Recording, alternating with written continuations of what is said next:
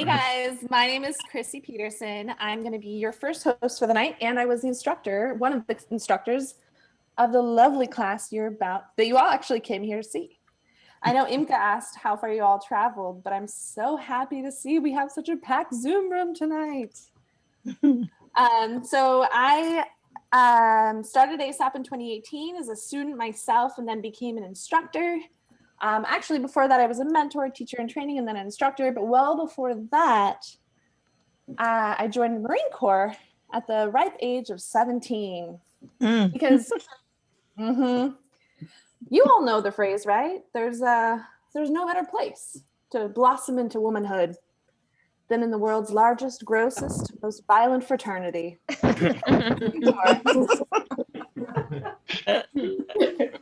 Yeah, I have plenty of stories about just exactly how disgusting it was. And I'll spare you some of them, but I do want to share a few tonight. My first example actually was really quite awakening for me, was at Marine combat training, which is right after boot camp, and the first time that we're desegregated by gender. And I learned just how, interesting the Marine Corps was going to be when my combat instructor yelled to explain to us just how long we had to use the restroom by yelling, "Listen up, Marines, we've got a heartbeat and a dick swing." And it wasn't until I saw the 60-something dudes from my platoon run to the 3 porta potties and not line up one by one, but jam in as many men as possible at one time that I realized, apparently a dick swing is not that long. I know. And even crazier was when they got mad at us 3 women for going one by one to our singular porta potty, not using the whole rack and stack method that they had been using. And I know it sounds really concerning, but a lot of the women, I think, are shaking their heads like, yeah, because we all know that young men tend to not really know how things work down there for women. And for the ladies, I'm here to ease your anxieties because you see, we had some crayons left over from dessert. And I made sure to draw like a little nice diagram for them, So to all the ladies out there that have ever dated a Marine, I just want to say, you're welcome for my service. So I live in Washington, D.C. I know we got a lot of people from all around. Do we have anybody from Washington, D.C. tonight? Because I have okay, good. I have a unique Washington, D.C. story that I want to share. A couple days ago, I was walking a few blocks from my house and I saw, felt, and heard 2 helicopters flying over my head. Now, if you're from DC, you're used to helicopters and you're also used to ignoring them. But these helicopters carried our president or vice president of these United States of America. And let me say, sexuality is a spectrum, right? I've always known that, really. But what I didn't know was just how fluid my point on that spectrum was until that very moment. You see, I realized at that moment last Sunday, actually, that I'm not heterosexual. Sorry, honey. I'm not even bisexual or homosexual. I, at that moment, realized I was Vice President Kamala Devi Harris in a pantsuit and heels and a helicopter over my head sexual.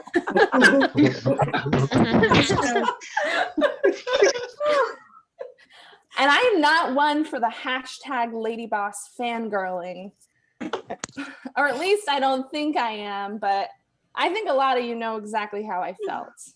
At least I didn't think I was until yesterday when I went to a friend's house, ran in to grab something. I come back out, I see my husband, he says, "Honey, the vice president just walked by." I'm not kidding. This really happened. He says, "Honey, the vice president just walked by." And I said, "Well, how did you know?" And he said, "Well, I saw 4 men with wires in their ears wearing, chinos and t-shirts, trying to look casual. And then behind them was a short woman with long black hair, a baseball cap, walking casually, and behind her were 4 up-armored SUVs. Yeah. And I was like, yeah, that was her. I'm sure. I said, yeah, I'm sure it was her. He said, no, but wait. I knew it was her because I saw a woman walking towards the vice president. And when she saw the vice president, she did that thing you do. At which point I was like, what thing that I do? Because I am not a #LadyBoss fangirl. And he said, that thing that you do, like you hear about in romance novels where you pretend like your tits are on fire and you fan them. Not quite sure what he was talking about when he did it. And I knew immediately. He said, and I was like, yeah, it was definitely the vice president of the United States. And I definitely do that. And if there was any mystery left, I couldn't help it. The next words out of my mouth when I confirmed it was definitely the vice president of the United States that he saw, the next words out of my mouth were, well, what did she smell like? Yeah, so there's really no denying that I was, in fact, a #LadyBoss fangirl. But if there's anybody to be a fangirl over, it might be the first woman vice president of the United States. So I don't feel bad. Sure. So happy belated Mother's Day to all the baby makers out there. I know it's been a few days, but this is about time when I realized it was Mother's Day, which is actually pretty perfect because at this point, all the cards are on clearance. And my mom's always had low expectations for sweet gestures. Thank you, Dad. So it all works out in the end. The only thing my mother does not have low expectations for is grandchildren. She bugs me constantly about it, which is really not going to get her anywhere. Because let me tell you, the closest thing I've come to motherhood was a few weeks ago. Okay, picture, maybe don't picture it, just listen. I'm getting out of the shower, or I'm getting into the shower. I take off my bra and I find a piece of cheese in my bra. And for a split second,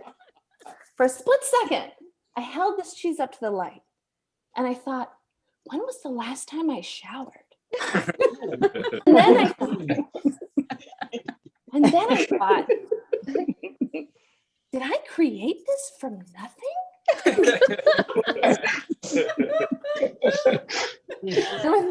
And with that very vulgar, very descriptive joke, I will open it up to my students. I'm so excited for you guys to hear all their funny jokes tonight.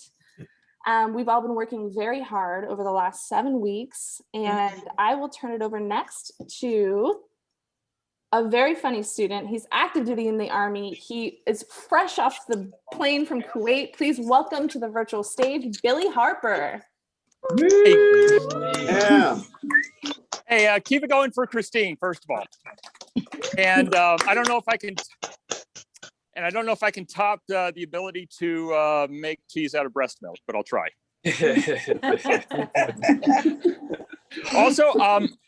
Also, I'd like to welcome my friends from my fraternity at Illinois State, Sigma Alpha Epsilon, some friends from the homeland as well who are on. Also, the Barber Road Men's Book Club is joining me here in my backyard tonight. Yay, Finally, book club. As I'm talking, you can check the chat box and you'll be able to learn a lot more about my personal history. You do real quick about the cough. And finally, my mom is on tonight, so I won't be telling stories about making cheese out of breast milk, and I will certainly be tame. At least for me.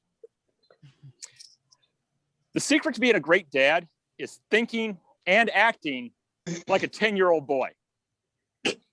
So tonight, I'm going to be telling a lot of Spider-Man jokes and jokes about boobies. My son, he's finishing his first year of college this week, and I'm really happy for him because he is starting to talk about STEM. Sex, tequila, easy A's, and Michelob. Not in that order. This week, I was talking to him, and he said he was really excited and talking about aerodynamics.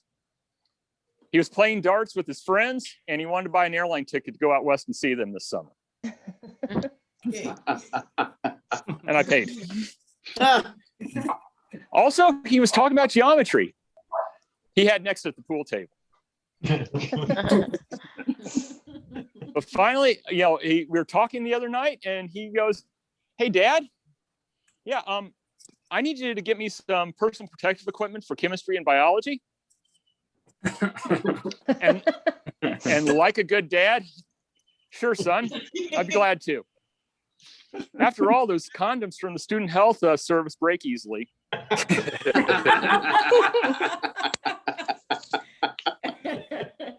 And I'm too young to be a granddad. Ouch. Yes. The thing about kids is you have memories of them. And my biggest memory was the hospital where they were born at, because it had the perfect greatest new dad program. A Home Depot was across the street.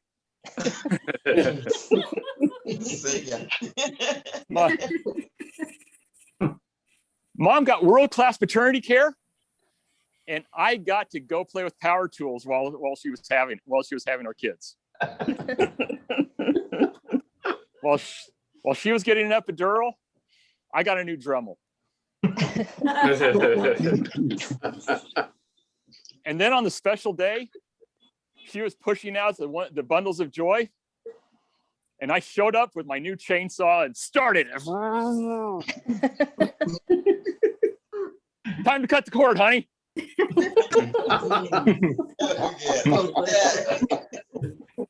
It got kind of awkward after that. But this morning I had to do the walk of shame. I had to run some errands at Walmart. And what they say is spend less and live better, but I say spend less and live cheaply. And I noticed something about Walmart now. The strangest people at Walmart are the ones not wearing masks. Like the lady behind me, nice lady, ponytail, pushing some kids, no mask on. I thought, that's some attention-seeking behavior. But the guy wearing the unicorn onesie buying a fishing rod, the mask really tied that outfit together.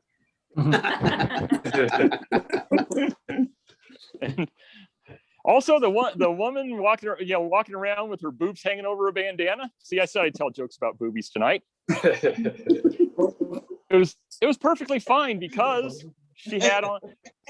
It was perfectly fine because the other bandana was covering her face and mouth. And of course, I showed up. I was wearing a kilt, wife beater, and a bow tie, and nobody cared. I didn't even get the one question, "Are you wearing underwear?" Because I left my mask at home and I had to improvise. Okay.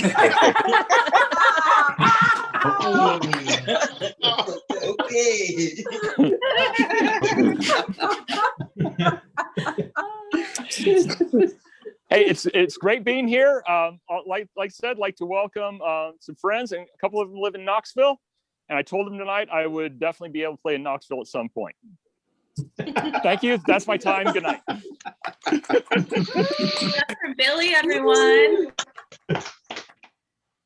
Next up, we have an amazing vet.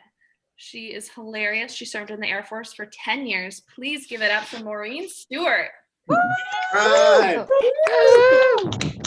Sorry, I was distracted. My phone, it just rang. I didn't answer it. I'm not a psychopath, right? Talking on the phone is the worst. There was a time, right? There was a time when a phone would ring, and without knowing who was on the other end, we'd pick it up. Yeah, on purpose. Right? It was like playing human Russian roulette, right? It'd be like, bring, hello, it's my mother. Some things, some things have gotten better.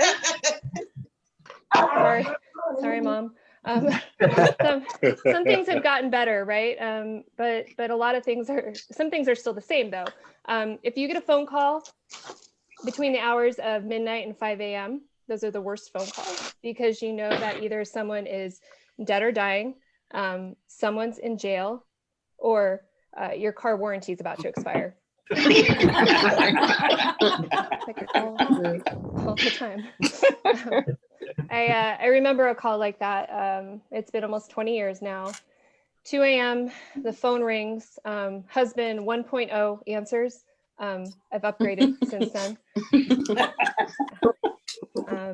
And it was my mom. It was my mom. And my mom was calling about my dad. And she let me know that my dad was in a coma and that I needed to come home very soon. And she didn't give me a lot of details, so I really wasn't aware of how serious it was. But let me tell you something about my father. That man could fall asleep anywhere. It's okay to laugh. It's true. And so I was like super optimistic, right? But you know, I'll spare you all the long, drawn out death and dying stuff. My dad did pass, and I had a really, really hard time with it, and I had to figure out how to handle my grief, right? So do I turn to my faith? Do I seek therapy? There's always the Ouija board, right? I have to tell you, I love the Ouija board because it's the only game that I can still play with my grandparents. That's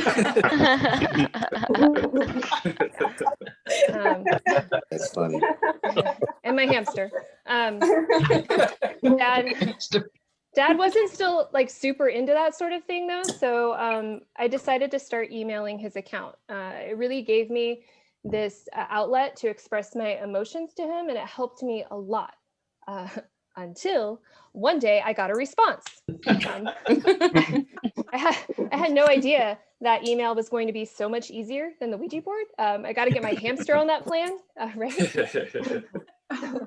So I opened this email, right? And of course it's my mother. She had been reading my private messages to my dad the entire time, and she's very in her feels about it, right? She was very touched, and I was very pissed. Until I like sat with it for a while, right? Like I sat with it and I felt this sort of kinship with my dad, and I was like, I get it, Dad. I get why you decided to stay asleep. Yeah. Way to stick it to her.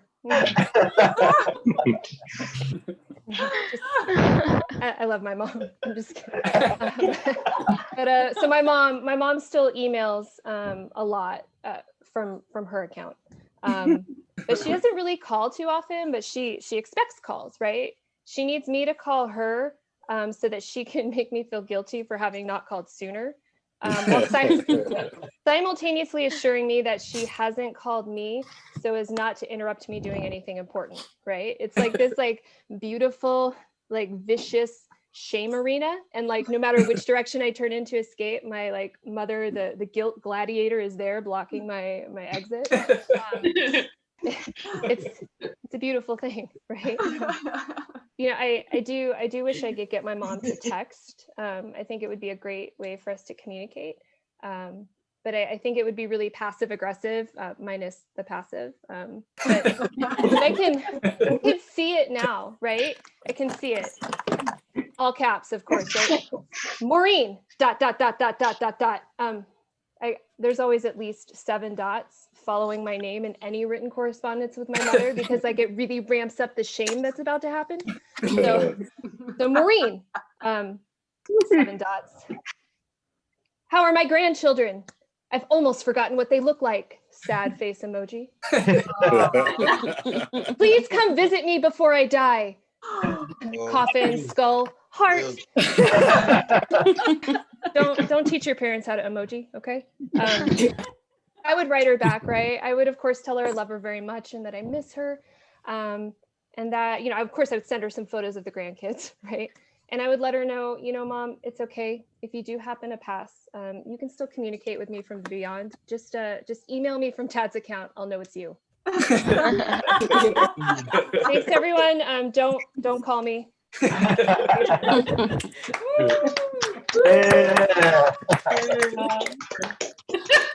it up to Maureen, everyone. Okay, next up we have an awesome comic. He served some time, 13 years to be exact, but I'll let him tell you about that. Please welcome to the stage, David McMullen. All right. Hey, thanks, guys. Hey, so yeah, that's right. My name is Dave, and I want to get something out right off the bat. I have a traumatic brain injury, which explains the facial hair. A brain injury is already pretty traumatic. It's like calling water wet or Einstein just smart. Speaking of smart people, some people get a TBI and they become geniuses or musical prodigies. I remember to forget everything. So, I screw up. I want you all to remember it's okay. I'm gonna forget anyway. So I grew up in a small town. It had a VFW, grocery store, and a gas station. And it did have its fair share of summer parades, like the 4th of July parade. And I would see the same guys in all of them, and they were always in uniform, and they always looked like they were having the most fun. And in that moment, I knew I wanted to be a clown. I got to travel the world in uniform. I got to end up in people's nightmares. But I didn't go to clown college. A couple things I didn't know. There was a clown college. I couldn't afford the tuition, and apparently I was too goofy. But the Marine Corps accepted me with open arms. Right, Uncle Sam's misguided circus. I was in the infantry. So I actually felt that I achieved my dream of becoming a clown. Every formation felt like a 3-ring circus. The bullshit was always knee deep, and the pay was peanuts.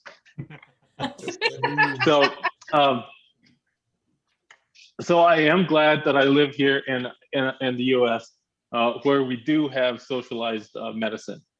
They launched that website a few years back, and we get notifications a couple times a month and whatnot. I always forget the name of that website. Oh yeah, that's right. It's GoFundMe. Right. Luckily for me, I get all my health care through the VA. Yeah, it's okay to laugh at that one. So I have been seeing a therapist a couple times a week for a little over a year now. I actually haven't made an appointment, but I will soon. So I was diagnosed with PTSD, but not like regular PTSD. It's super PTSD. Which is pretty cool because I've always wanted my own superhero origin. I guess I just got the lamest superpowers. I ended up getting treatment-resistant PTSD out of the deal. Some of my symptoms include severe anxiety, insomnia, and flashbacks, or as I like to call them, scary vacations.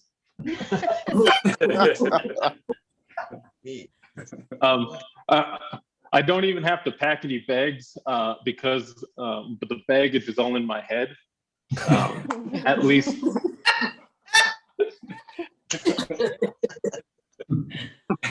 At least that's what everybody keeps telling me.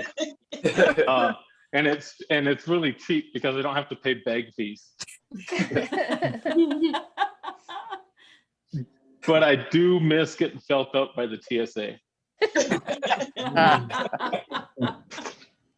So when I do go see my therapist, they always ask me what my triggers are. Well, since I was in the Marine Corps and the infantry, triggers are my trigger.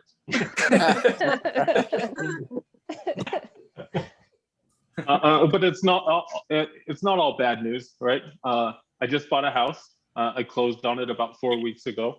Nice. Thank you. And the bank told me that I was a trust fund baby. Right? Blew my mind. But here's exactly how they said it. They handed me the keys to my house and they said, Mr. McMullen, we trust you're going to be able to fund this, baby. Fun this baby. So I actually was in one of Saddam's palaces back in 2003. And we had just got our way in like we're fighting our way into a Walmart for a Black Friday sale. Except for us, it was Iraq Friday. All the windows had been blown out. There were bullet holes in all the walls, and the only thing I could think of was I don't know how any of this was going to get fixed. I didn't see any Home Depots anywhere. There was no way Saddam was up to date on his State Farm Palace owner's insurance. And the only thing I ever saw out there was a bunch of taxis and donkey carts. All right. That's enough clowning around for me tonight. Thanks, guys. David, everyone. Next up, we have an Army vet who regularly makes me cackle. Please give it up for Dwayne Posey. Hey guys. How's everybody doing? I was in the Army. I went in 77. And when I first got off the bus, they took us in this building and this old boy come by and he had a handful of pills. And he said, take those. And I looked at him. I said, well, what's that one for? He goes, that's saltpeter. I go, what's it do? He said, it's to keep you from getting aroused while you're here. Well, dude, I said, you can hit it with a hammer. I'm 17 years old. He said, it'll work. Just take it. Well, he was wrong, but I guess he was right because it just kicked in about 2 weeks ago. I don't know which way I'm going to go. I was sitting at the bar. I used to be a drinker till I got my dog. And we were sitting at the bar and these old boys were talking. And you know how guys are. Somebody brought up wondering how the COVID had affected the hooker trade. So me, I picked my phone up and I called my mom and said, hey, Mom, I said, how's business? She said, well, she can only offer 2/3 of what she used to offer. So business is down by about 1/3 because of the mask. I used to take my mom, take her to bingo. And I'd drop her off in the parking lot. And I'd go down to the titty bar where she used to work at night. And I'd hang out till she get done. Well, I'd come back and there's people in the parking lot still. And I'm going, Mom's just said, is it over? She goes, yeah, I've bingo 3 times. I said, but there's still people here. She goes, come on, I can make it to the next one. Well, it went on for a while and I figured it out later on in life. And my mom was a bingo parlor lot lizard. While the women were inside yelling bingo, their husbands waiting for them in the parking lot were yelling bingo. My mom used to get bingo 3 times a night. But I love my mom. I did give her PTSD. And I've made several people think of career changes. 2 English teachers that I know of, for sure. I traveled the country a lot building retail stores. And I was in a motel in Las Vegas. And I had my dog with me. And the lady looked at me and told me my room rate was like $150. And then she looked at my dog and said, $75 for your dog. And I go, for my dog? I go, really? Now, my dog is pretty smart. I used to take him out to motels and we'd go walk for in the mornings. And when I would tell him, hurry up, he knew that he had about 2 minutes to do what he had to do because we was going inside whether he's ready or not. So I looked at that lady and I go, lady, I said, $75 for my dog? I said, he's not the one that pees on the floor. And she looked at me and she goes, I think you better leave. I said, well, I think you're right. But me and Pinkerton turned around. We started walking out, and I looked down at Pinkerton, and he kind of looked over there at this little post, and I told him, hurry up. And he walked over there and peed right on it. He looked at that lady, and I said, I guess I was wrong. And he just kept walking. He got a hell of a soup bone when we got back to the truck. He thinks I'm a god. I can't hardly go by a Waffle House without him slobbering everywhere because I bring him bacon out every time I go in. Let me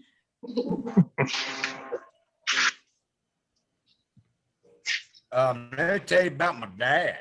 Oh Lord, he used to babysit me while my mom was at bingo when I was a little kid. She did it way back, and he used to tell me when I get a diaper full, he'd look at me and just say, "Wait till your mom gets home." And I'm like, Dad, you know what? It's going to be 2 or 3 days. And it was okay. You know, the first 2 years, I kind of learned to live with it. But it was the next 4 that bothered me a lot. So I'm going to get back. I get back at my dad every chance I can. Well, I was sitting in this bar. I used to bartend at part-time. And this girl walked up to me. She goes, will you do me a favor? I said, yeah, absolutely. She goes, that girl over there bartending, she wants to go out tonight. I got a limo. And I want to take her out. It's her birthday. Will you bartend for her? I said, you got to do me a favor. I said, take me by my house and change clothes. So we got in the limo. We took off. I said, go by my dad's house. We pulled in the driveway. That guy let on the horn. He started honking like hell. My dad come out. Me and that girl popped out of the sunroof with a beer in our hand. She had a halter top on. I looked at my dad and said, hey, Dad, I'm going to Vegas to get married. Look at that guy, said, go. And he backed up and took off. You hear my dad screaming for like about 3 blocks. Come back, boy. God damn it, come back. So every chance I can, I mess with my old man. My boss, I get fired a lot. A lot. One time, I was sitting there, I was doing some work, and I spit sunflower seeds. It was good. I spit the shells. And I heard him coming. He's griping about who was doing all the sunflower seeds on the floor. Well, he come walking to the door, and I just spun around. At the same time he come in, I didn't do it on purpose, but I spit. And that thing flew through the air, and his eyeballs crossed, and it hit him right in the middle of the forehead. That wasn't what got me fired. When it hit him, he took about 2 steps backwards, and he fell out the door. Well, I got down and went over there and looked at him. I started laughing. That's what got me fired. I am on therapy. I've led an interesting life because my therapist, every time I say something, she goes, interesting, huh? I got 3 of them. 2 of them just come in to watch. They like to see what the hell's going on. They don't believe right now. I just want to say, ASAP, thank you guys very much. You guys do a great service. We appreciate you. And I'll pass it on. Thank you guys. He was good. Good job. Thank you, James. I literally never know what you're gonna say, so teaching you. Okay, guys. Next up, what? I hardly know what I'm going to say sometimes. Just good. So, guys, next I'm going to turn it over to my co-instructor Noah. He's going to host for the rest of the night. He is an active duty Coast Guard. Guys,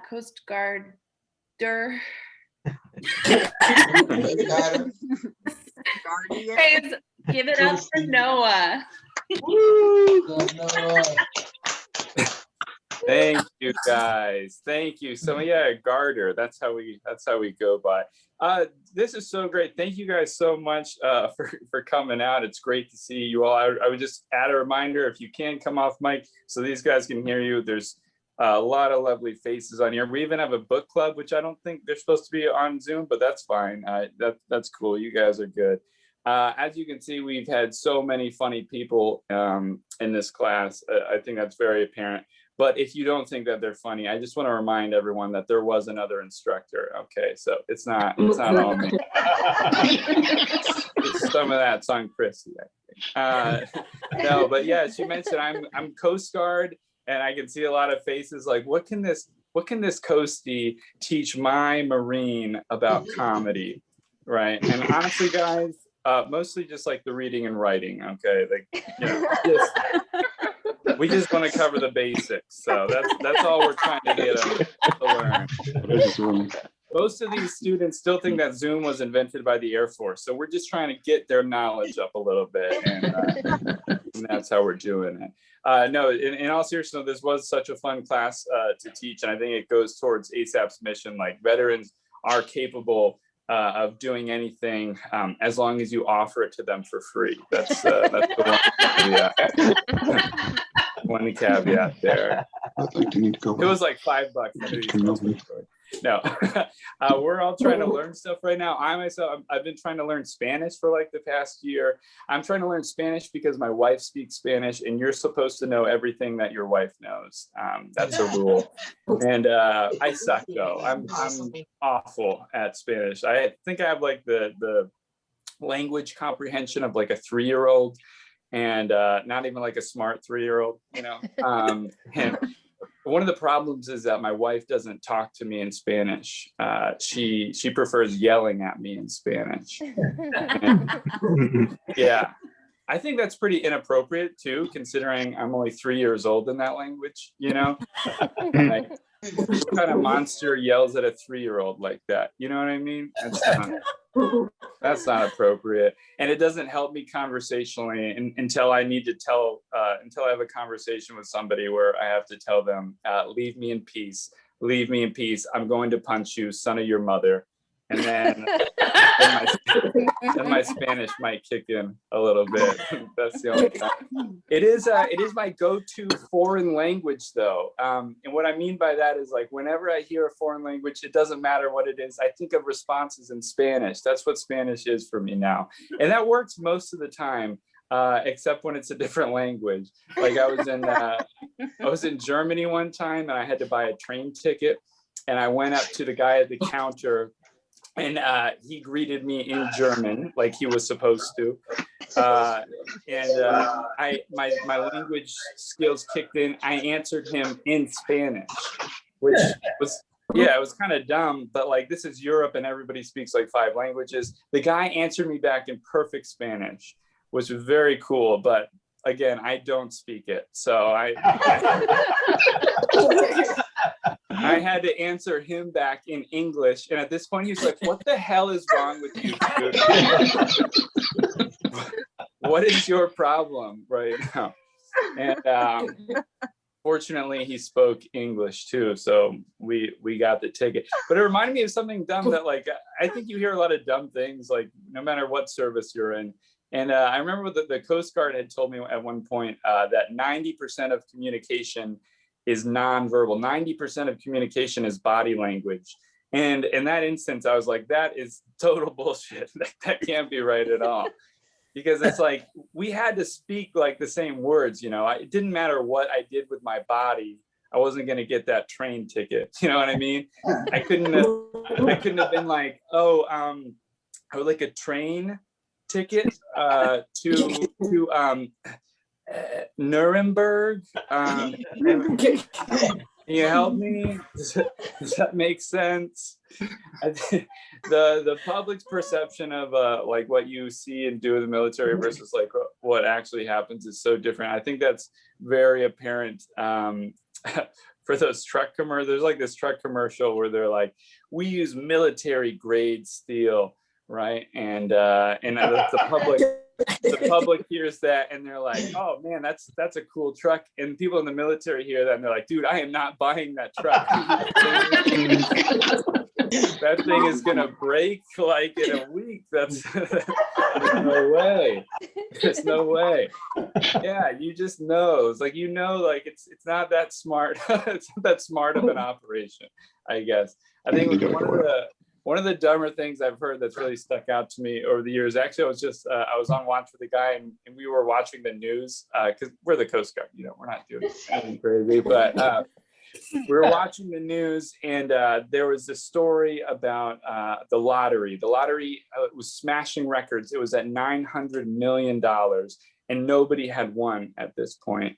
And my coworker, he looks at me, and he's like, "Man, if that thing goes over $1 billion, I'm getting a ticket." I was like, I like that train of thought, I like that. In his mind, he's like $900 million, that's not worth my time. But $1 billion, yeah, I could really do something with $1 billion. 900 million after taxes, what is that, like $20? No, I'm not going to the gas station for that. Guys, I am so excited to introduce your next performers, and your next one in particular. She's been a delight to have in class. She is an Air Force veteran. Everybody, welcome to the spotlight, Miss Shannon Lee.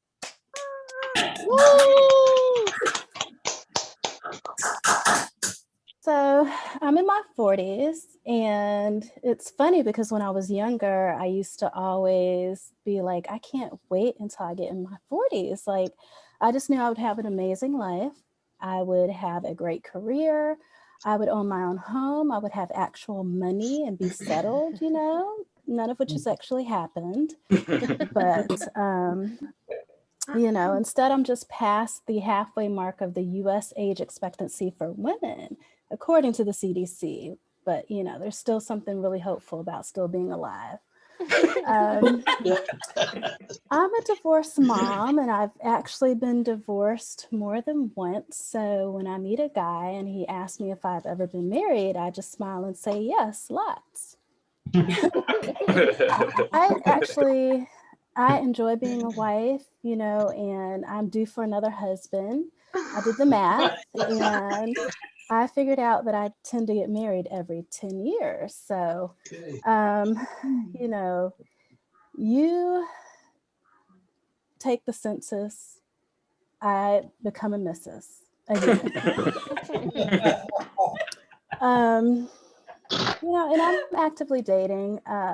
But dating these days is a lot different than when I was dating in my 20s. I'm on all these different dating apps, right? Like most of us are on Tinder, on Bumble, on Grindr. I like variety. And I also believe in the law of large numbers, so I'm on all of them. But it's really interesting because I find, I meet a wide range of people. Like, I have what they call premature gray hair, so I started going gray early. So what I find is that I attract the younger guys that want a cougar and the older guys that want a sugar baby that's age appropriate. Because they're like, is she in her 30s? Is she in her 60s? I don't really know. But it's interesting. All I know is I fit into a wide range of fetishes.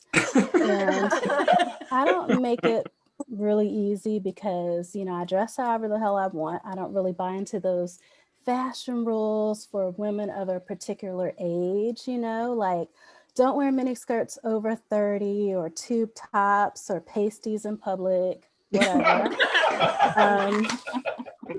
So according to my friends, I'm always walking that fine line between classy and thotty, but I'm okay with it. So I always wanted a hoe mom. My mom is a Jesus-loving, Bible-toting Christian. Like, her whole life revolves around Jesus. So it's hard for me to even have a conversation with her. Like, I called her up one day and I'm like, Mom, what are you doing? And she's like, not much. I started reading the Bible after I got up this morning, and I looked up and it had already been 4 hours. And I'm like, yeah, that would never happen to me. Like, who does, accidental impromptu Bible study for 4 hours? I don't get it. And I can't really talk to her about my dating life because she married my dad. He was her high school sweetheart, right? She doesn't really understand the concept of dating. So the only thing she knows about dating is what she's seen on TV, and she watches The Real Housewives, so she's seen a lot.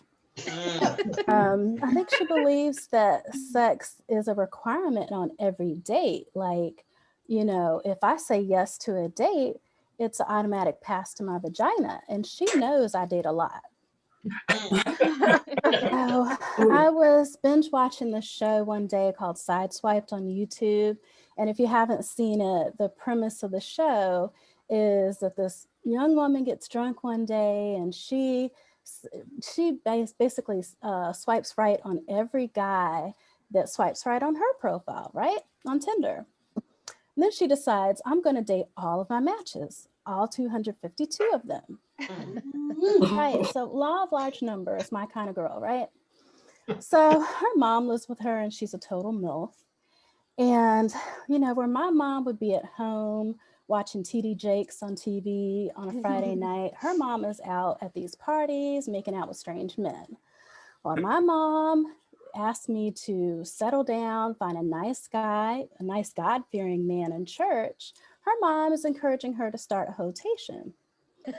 Now, on one of these episodes, her mom, you know, has this heartfelt conversation with her where she's trying to pass along some gems, like, you know, some of her best blowjob tips. And now, like all the other dating advice she's trying to give her daughter, this goes completely unappreciated. So I'm at home tearing up, you know, like taking notes and thinking to myself, see, this is what it would have been like to have a mom that really cares. Thank you. Shannon Lee, let her hear it. Let her hear it. What are you doing? Just wanted a ho mom. Was that too much to ask? That's all. As your next performer, a very funny man. He is an Army veteran. Everybody, welcome to the spotlight, Mr. Damian Guzman. Thank you. Thank you. Thank you very much for not screaming my name like my family does at Target or anywhere in public where we go out. Damian! Damian! Damian, where are you?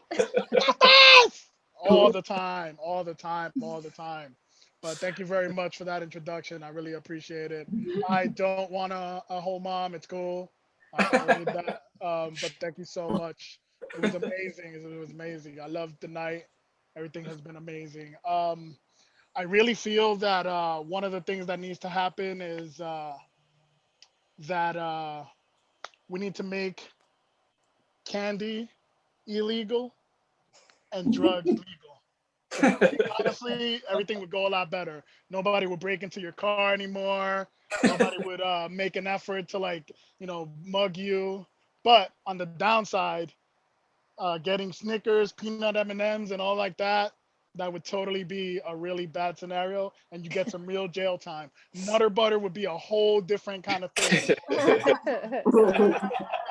Yeah, you know, after being divorced, I was in the military, and unfortunately, I got divorced.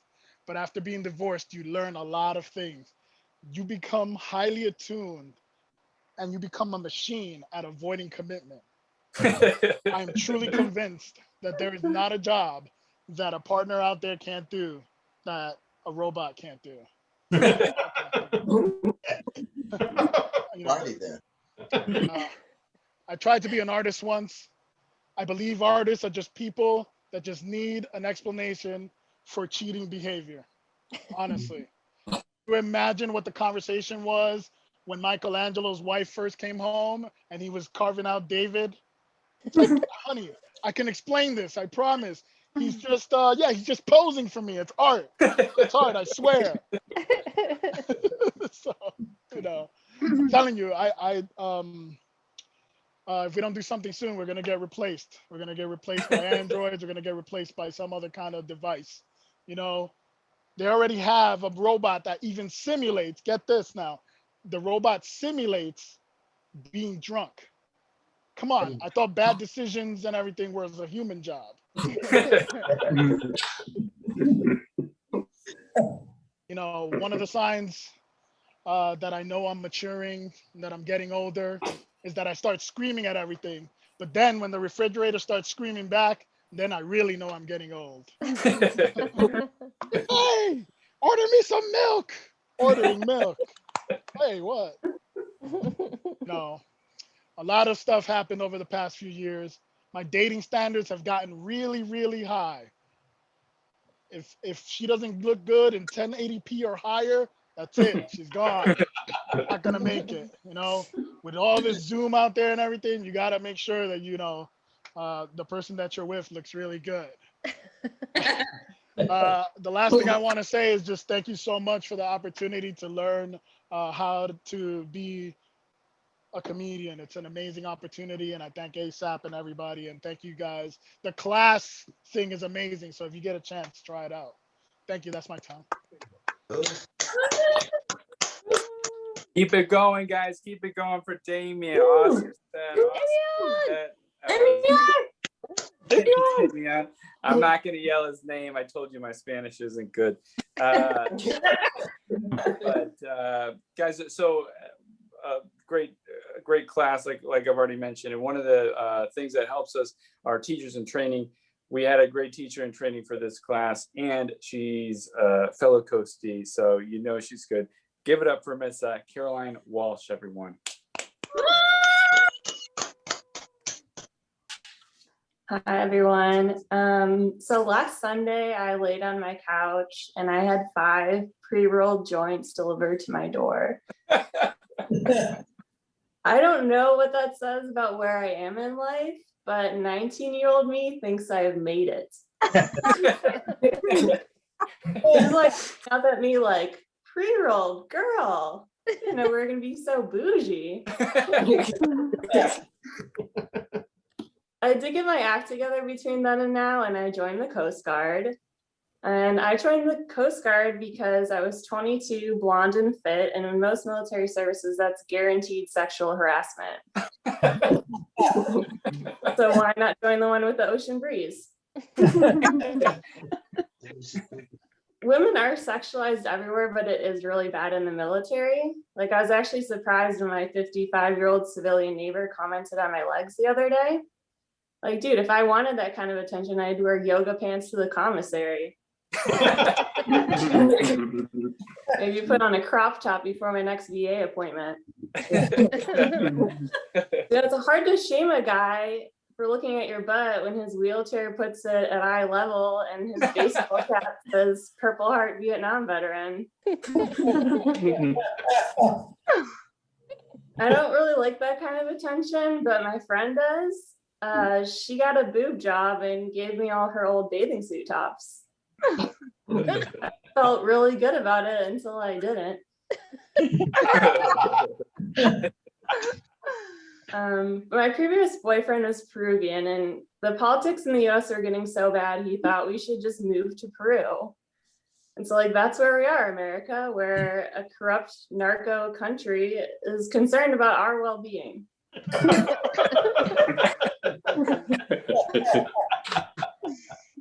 But I don't know, I would be interesting living at the other end of the cocaine supply chain.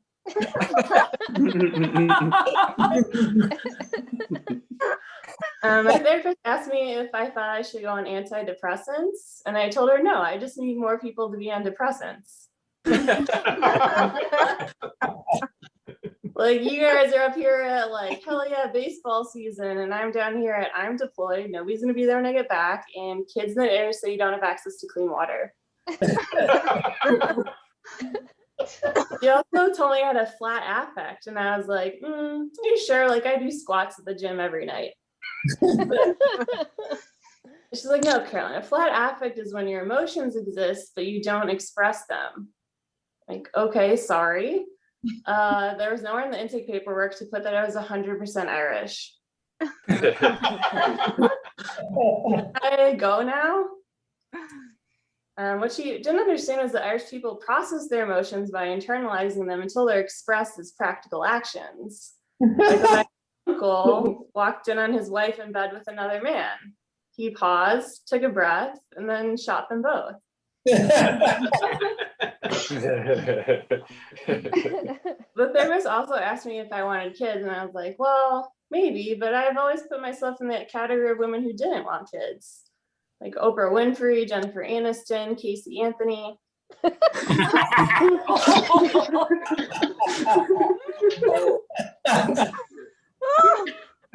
I was a CIA analyst for a couple years, and I realized there's two types of people who are just not cool with that. And those are foreigners and people from LA. My buddy from LA found out where I worked and told me he was going to start wearing a tinfoil hat when I was around. Like, okay, I sat at a desk analyzing documents like I'm not an alien. Maybe I know how to tell if somebody's trailing me in a car for more than 3 turns, but I don't know how to melt your brain with laser beams. That's only included in Cuba's intelligence training. But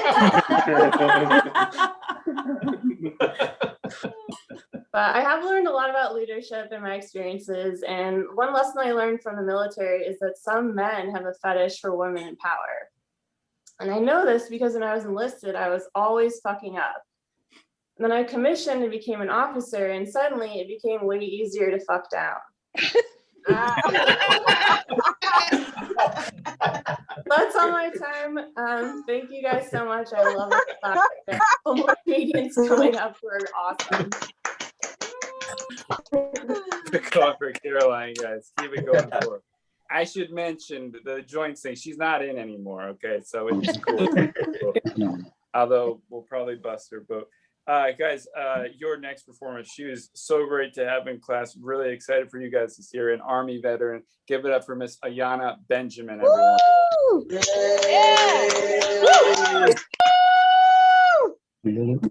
Okay, so Army veteran, and the Army experience is a gift that keeps on giving. Y'all know that commercial, every kiss begins with K.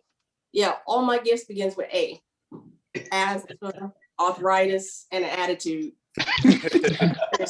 The Army has been great. I got a skill set, I got PTSD, and I got insomnia. I've learned how to sleep with my eyes open for exactly 2 hours and 14 minutes. So when I got out, I thought the 2:14 when you got out meant the 2 hours and 14 minutes that you learned how to sleep. So, sleeping is really, really hard for me. I mean, it's even harder now that they've kind of cut down on my drugs. I spent my military career surviving on one magical white pill, the 800 milligram Motrin. So I get this new therapist, and she actually wants to talk about doing things the natural way. And I was like, naturally, I like the drugs and I prefer to keep it that way. But, then she really went on this natural thing and handed me a pamphlet talking about sleep stories. So I don't know if y'all know about sleep stories, but sleep stories are recordings of people reading boring stories that are supposed to put you to sleep. Okay. But get this, I did the calculation. I pay my therapist $50 a week to listen to me. But now I have to pay $69.99 a year for this app called the Calm app. I swear she's getting the better sleep aid than I am. Okay, there's more. The app not only has stories, it has meditating sounds. So it has animals in the jungles, birds in the forest, or you got the orca whales in the ocean. So one night I picked one, it was just labeled rain. Just rain, not Serengeti rain, not Bora Bora rain, not even Fort Leonard Wood rain, okay? So my analytical mind in this insomnia state is sitting there trying to figure out how can I triangulate the coordinates to this unidentified rain. That was very nice. But back to the stories. So I picked one, it's called The Sound, right? So this story is about a young girl, she's outside fixing her bike, and all of a sudden she hears a sound. So, there's a couple walking by, she goes, hey, did y'all hear that sound? And they go, no, we didn't hear nothing. We didn't hear nothing. So homegirl decides, I'm going to investigate this sound. So she goes inside, she gears up. It sounds like an army girl, don't it? She gears up, she puts on the rain jacket, puts on a poncho liner, does all this stuff, and then she packs a sandwich. So, babe, okay, over analytical mind here. I'm going, how long is this trek to go find this sound where you gotta go pack a snack and a meal? I'm just saying, only you heard the sound, girl, and nobody else heard the sound. But okay, you won't pack your meal, that's okay. So anyway, she places her hand on the doorknob, she takes a deep breath, and she puts her hand on the handle. And you know, actually that story actually works, because I'm gonna wait for another night of insomnia to tell you how that one ended, okay? So my therapist suggested that I get an emotional support animal, and meaning just one, but I actually have two, so that tells you how deep my issues go, right? So I have cats, and they're named Chloe and Charlotte. So for clarification, for those that don't know, that are non-military, an emotional support animal and a service animal are two different things. So, you know, let's think about service animal as like specially trained elite force of animals. They're like the Army Special Forces or the Navy SEALs who get like an extra fancy uniform. And I heard that the dogs actually get like a 214 and really great VA benefits at the end of it, but I can't verify that. Whereas my cats are emotional support animals, and they're more like the National Guard. Like they're supposed to pop up when there's like an emergency and go like, yo, y'all good, we here, do something, you know, but like the National Guard, I don't think my cats understand what their job title is supposed to be. They have no idea how to handle emergencies at all. So for example, one night I had this like really bad night terror, right? So I'm like screaming, I'm sweating, I'm panting, I'm trying to get control of myself and as I'm trying to recover, I get the strange feeling that I'm being watched. Like I slowly look over my shoulder and see the very disapproving looks from two disgruntled cats who are obviously annoyed that I woke them up screaming, not understanding that the emergency that is caused by the unconscious, unresolved issues that reside in my mind, and that they're supposed to come in and help me. But okay. So the other night I get into bed and I noticed that they posted up a DA6 guard roster form to take turns watching me. So now I stay awake to just avoid their resentment. So I'm spending a lot of my nights just staring at a cat all night long. So I recently drew up counseling forms for them and reported up the chain that, you know, these emotional support animals are not working for me. You know, they're not helping with my emotional healing. My therapist suggested that, you know, I take them to the vet for an evaluation, kind of like going to the VA. So the vet said that my cats were more likely suffering from PTSD, and she suggested that they attend therapy. Then she actually handed me a pamphlet asking me had I ever considered getting them some therapy and a service support dog to help them with their insomnia issues. I was like, girl, really? Anyway, that's the time. Thank you.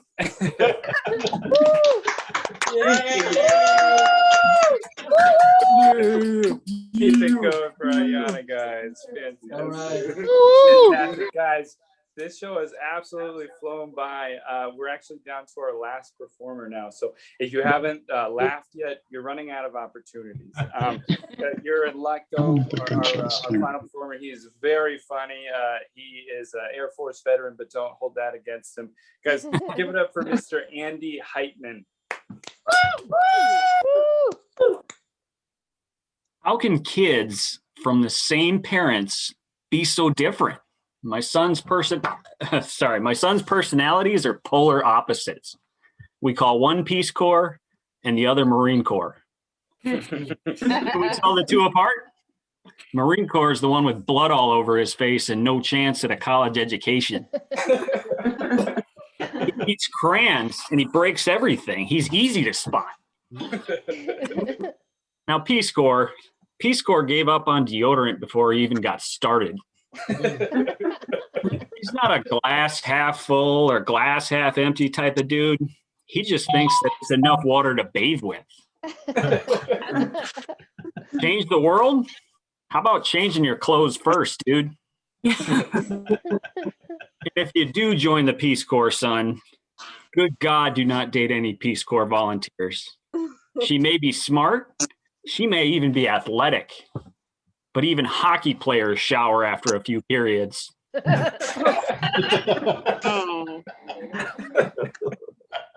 Marine Corps stupidity does pay off from time to time, though. Marine Corps came to me the other day with a Tootsie Pop and a Blow Pop. He asked me what the difference was. I held up a Tootsie Pop, asked him what was in it.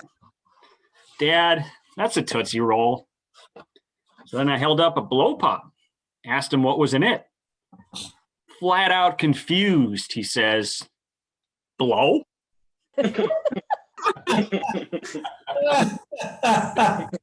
Multi-million-dollar idea now. We started him on the vodka lemonade stand, and now we're graduating to the booger sugar. Nothing like dealing coke to teach kids six-figure addition. In business school, maybe in Marine Corps' future after all. Thanks so much. Have a good night. Been doing a lot of work on my home lately. I get my supplies at the Home Depot. On a recent trip, I was asked by a store employee if I needed help. I told him I'm remodeling my basement. He said, "That's a big project. Are you really good with do-it-yourself?" I said, "Sir, I've been married 20 years. I'm an expert at do-it-yourself." Really handy. I'll be back in a few days to tell you how hard this project is screwing me, though. I'm a social worker. Being a social worker is like peeing in a swimming pool. You might get a little warm feeling, but no one else seems to notice or even care for that matter. I tell everyone being a social worker is like riding a bike, except you don't know how to ride the bike because you can't afford a bike. My boss told me I'm more social, less worker. I told her you get what you pay for. When people learn what I do for a living, I'm often asked if I take people's children away from them. Hell yes, I do. A ransom keeps the lights on at home. Even my dealer told me I'm a smart sounding dude, asked me what I did for a living. I said, I'm a social worker. Oh, hey, sorry, man, this bag's on me. As a social worker, I empower people to change while the homeless throw change at me. But I've come to appreciate working on a team. Sharing the blame is job security. But ultimately, my job is super secure. No one else wants it. I work with veterans, and based on their life satisfaction surveys, many of them suffer from sexual dissatisfaction or sexual dysfunction. My boss asked me, how do we improve that? I have no idea, ma'am. I'm a do-it-yourselfer.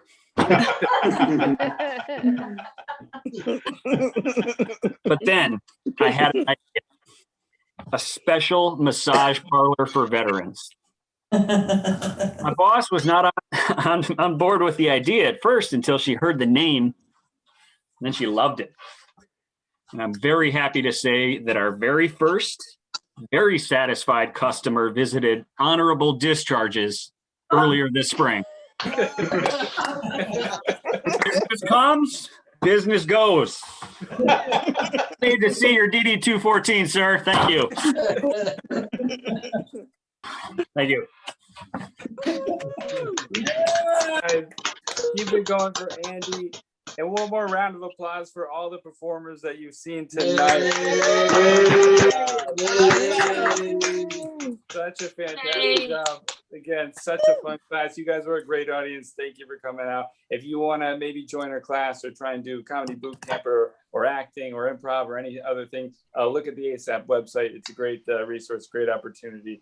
And thank you again, guys, so much for coming out. That is our show. Everybody have a good night. Get home safe. Thank you.